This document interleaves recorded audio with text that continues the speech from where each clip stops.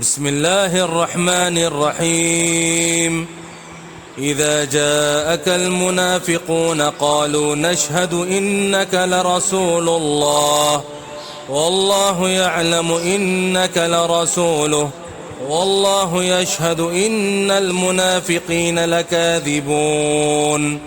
اتخذوا إيمانهم جنة فصدوا عن سبيل الله إنهم ساء ما كانوا يعملون. ذلك بأنهم آمنوا ثم كفروا فطبع على قلوبهم فهم لا يفقهون. وإذا رأيتهم تعجبك أجسامهم وإن يقولوا تسمع لقولهم كأنهم خشب مسندة يحسبون كل صيحة عليهم هم العدو فاحذرهم قاتلهم الله أنى يؤفكون. وإذا قيل لهم تعالوا يستغفر لكم رسول الله لووا رؤوسهم ورأيتهم يصدون وهم مستكبرون. سواء عليهم أستغفرت لهم أم لم تستغفر لهم لن يغفر الله لهم إن الله لا يهدي القوم الفاسقين.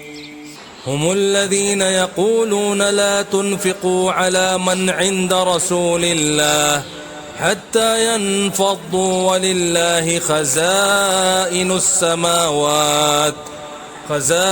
السماوات والأرض ولكن المنافقين لا يفقهون. يقولون لئن رجعنا إلى المدينة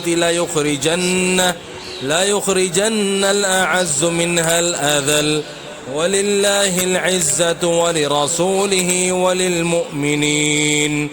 وللمؤمنين ولكن المنافقين لا يعلمون.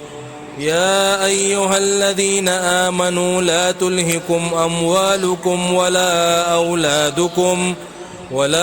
أولادكم عن ذكر الله ومن يفعل ذلك فأولئك هم الخاسرون.